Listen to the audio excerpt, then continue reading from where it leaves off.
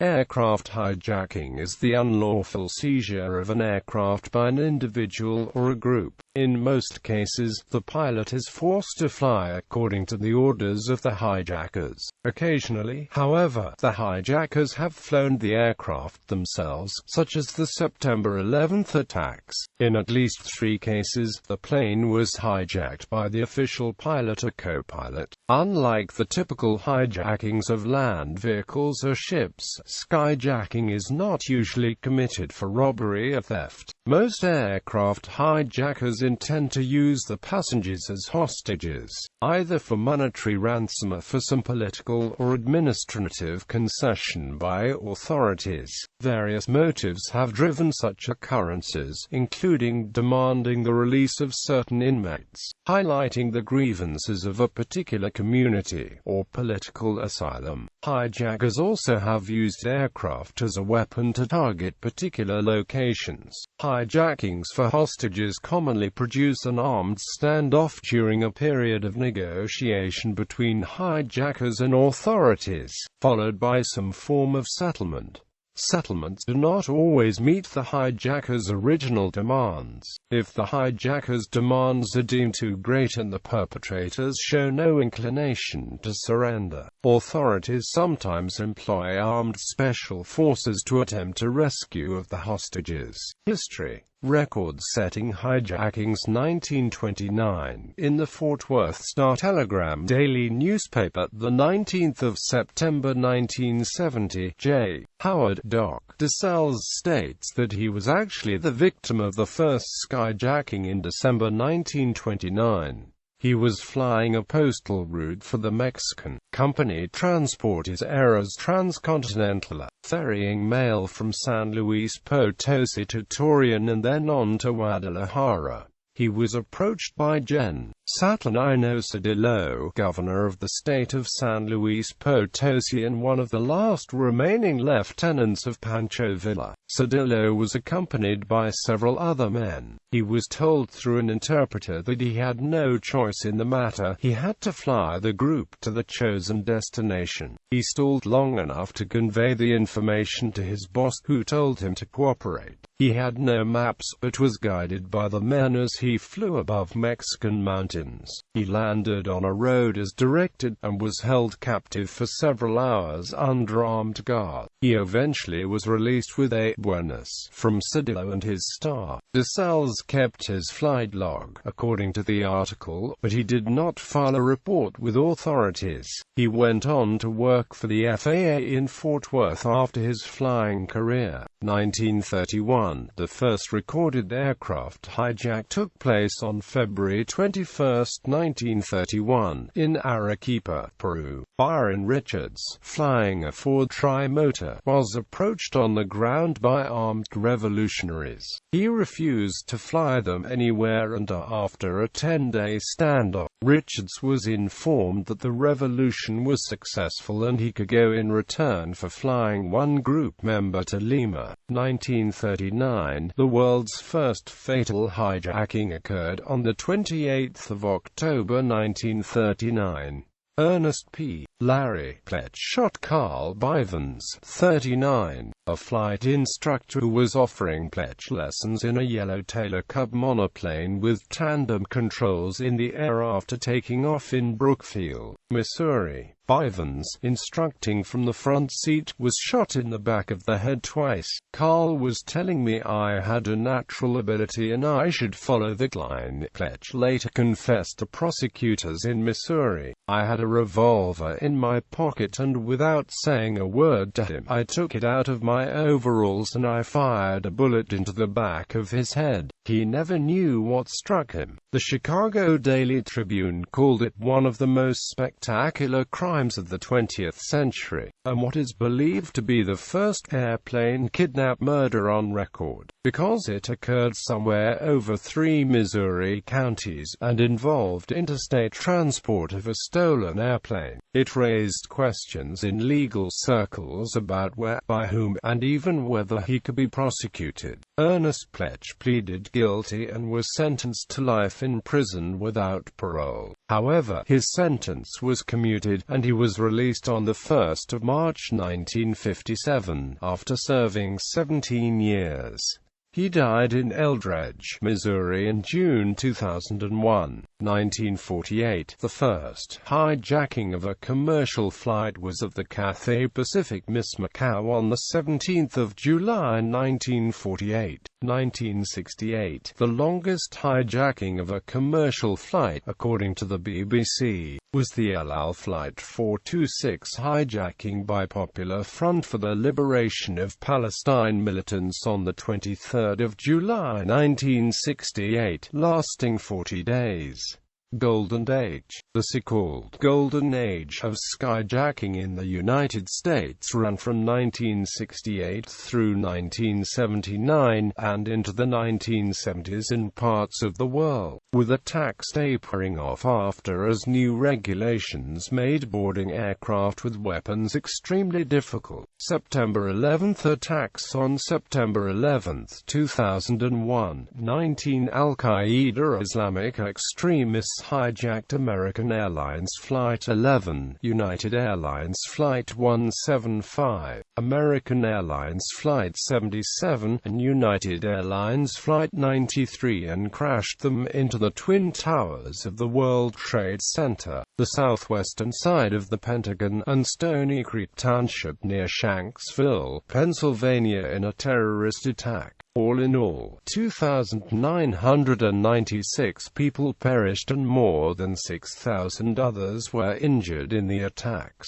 This casualty toll makes the hijacking the most fatal in history. Military aircraft hijacking. A Pakistan Air Force D-33 trainer was hijacked on August 20, 1971 before the Indo-Pakistani War of 1971 in Karachi when a Bengali instructor pilot, Flight Lieutenant Maisha Rahman, knocked out the young pilot officer Rashid Manhas with the intention of defecting to India with the plane and national secrets. On regaining consciousness in mid-flight, Manhas struggled for flight control as well as relaying the news of his hijack to the PAF base. In the end of the ensuing struggle, he succeeded to crash his aircraft into the ground near Thattaron, seeing no way to prevent the hijack and the defection. He was posthumously awarded Pakistan's highest military award, Nishan-e-Haidar, for his act of bravery. Maisha Rahman was awarded Bangladesh's highest military award, Birth-Rashid, for his attempt to defect to join the civil war in East Pakistan. Notorious Hijackings. 1971. A man known only by the alias D.B. Cooper is credited with inspiring both copycat crimes and winning enduring infamy by hijacking an airplane and collecting $200,000 in ransom money and a parachute before jumping. He has never been identified. Dealing with hijackings. Most hijackings will involve the plane landing at a certain destination, followed by the hijackers making negotiable demands. Pilots and flight attendants are still trained to adopt the Common Strategy tactic, which was approved by the United States FAA. It teaches crew members to comply with the hijackers' demands, get the plane to land safely, and then let the security forces handle the situation. Crew members should advise passengers to sit quietly in order to increase their chances of survival. They were also trained not to make any heroic moves that could endanger themselves or other people. The FAA realized that the longer a hijacking persisted, the more likely it would end peacefully, with the hijackers reaching their goal. Often, during the epidemic of skyjackings in the late 1960s and early 1970s, the end result was an inconvenient but otherwise harmless trip to Cuba for the passengers. Later examples of active passenger and crew member resistance occurred when passengers and flight attendants of American Airlines Flight 63 from Paris to Miami on December 22, 2001, teamed up to help prevent Richard Reed from igniting explosives hidden in his shoes. Another example is when a few passengers and flight attendants teamed up to subdue Umar Farouk Abdu Muthalab, who attempted to detonate explosives sewn into his underwear aboard Northwest Flight 253 on December 25, 2009. Flight attendants and pilots now receive extensive anti-hijacking and self-defense training designed to thwart the hijacking of bombing. In 2012, 6 hijackers hijacked the Asian Airlines Flight 7554. 2 of the hijackers died from severe injuries sustained during a fight with passengers and crew who attempted to subdue them. A doctor led elderly and children away from the violence. The hijackers had weapons which they used to attack cabin crew and passengers. 6 policemen were on board the aircraft. They helped remove explosives and weapons from the hijackers. A group of resourceful passengers protected the cockpit door using a beverage cart that was rolled in front of the door. The pilot heard screaming and fighting from the cabin. A first-class flight attendant was injured trying to stop 3 hijackers who were in first class from entering the cockpit. 7 passengers were injured during the fights on board the aircraft. It was the first violent hijacking since the 9/11 attacks in North America. When the pilot realized what was happening, he decided to fly the aircraft back to the airport.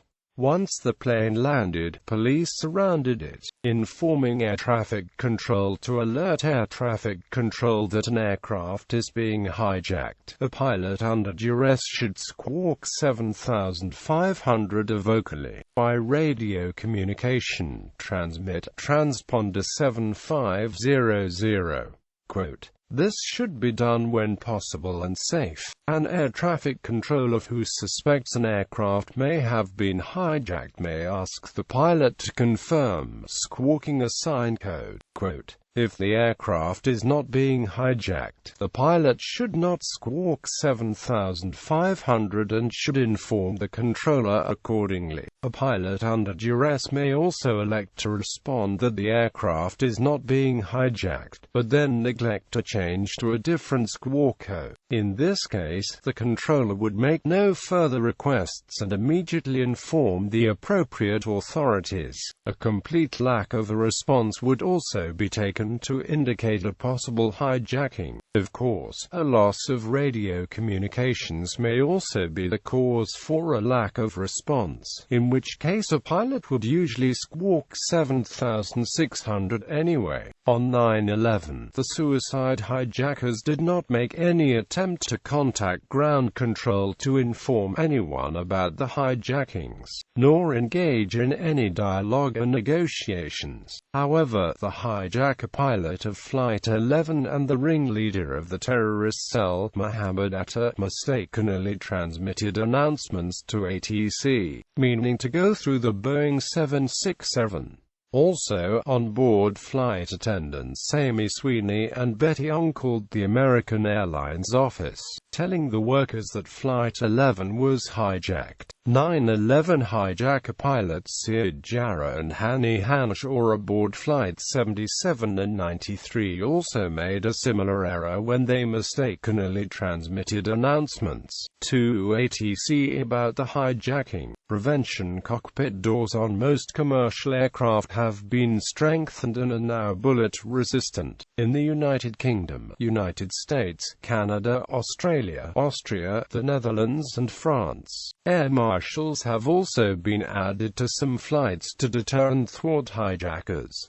Airport security plays a major role in preventing hijackers. Screening passengers with metal detectors and luggage with X-ray machines helps prevent weapons from being taken on an aircraft. Along with the FAA, the FBI also monitors terror suspects. Any person who is seen as a threat to civil aviation is banned from flying. shooting down aircraft. According to reports, U.S. fighter pilots have been trained to shoot down hijacked commercial airliners if necessary. Other countries, such as India, Poland, and Russia, have enacted similar laws or decrees that allow the downing of hijacked planes. However, in September 2008, the Polish Constitutional Court ruled that the Polish rules were unconstitutional and voided them. India published its new anti-hijacking policy in August 2005. The policy came into force after the Cabinet Committee on Security approved it. The main points of the policy are: any attempt to hijack will be considered an act of aggression against the country and will prompt a response fit for an aggressor. Hijackers, if captured, will be sentenced to death. Hijackers will be engaged in negotiations only to bring the incident to an end, to comfort passengers and to prevent loss of lives. The plane will be shot down if it is deemed to become a missile heading for strategic targets. The plane will be escorted by armed fighter aircraft and will be forced to land. A grounded plane will not be allowed to take off under any circumstance. The list of strategic targets is prepared by the Bureau of Civil Aviation in India. The decision to shoot down a plane is taken by CCS. However, due to the shortage of time, whoever the Prime Minister, the Defense Minister or the Home Minister can be reached first will take the call. In situations in which an aircraft becomes a threat while taking off, which gives very little reaction time, a decision on shooting it down may be taken by an Indian Air Force officer not below the rank of Assistant Chief of Air Staff. Germany. In January 2005, a federal law came into force in Germany, the Luftsicherheitsgesetz, that allowed direct action by armed force against a hijacked aircraft to prevent a 9/11 type attack. However, in February 2006, the Federal Constitutional Court of Germany struck down these provisions of the law, stating such preventive measures were unconstitutional and would essentially be state-sponsored murder, even if such an act would save many more lives on the ground. The main reasoning behind this decision was that the state would effectively be taking the lives of innocent hostages in order to avoid a terrorist attack. The court also ruled that the Minister of Defense is constitutionally not entitled to act in terrorism matters. This is the duty of the state and federal police forces. See the German Wikipedia entry. Or the President of Germany, Horst Kohler, himself urged judicial review of the constitutionality of the Luftsicherheitsgesetz after he signed it into law in 2005.